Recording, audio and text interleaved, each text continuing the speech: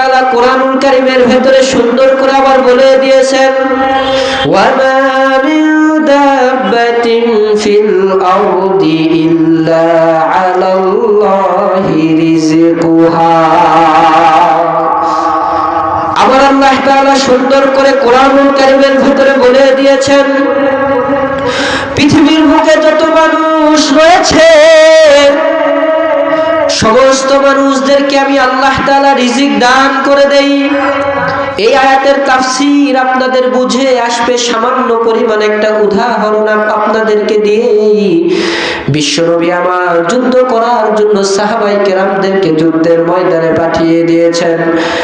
একজন সাহাবী যুদ্ধ করতে করতে করতে করতে ক্লান্ত হয়ে গিয়েছে, খাবারের কোনো টাকা পয়সা নাই, খাবারের কোনো ব্যবস্থা নাই। যুদ্ধের ভেতরে যেই সাহাবীকে আমির বানিয়ে দেওয়া হয়েছে ওই সাহাবী অন্য আরেকটা সাহাবীকে সুন্দর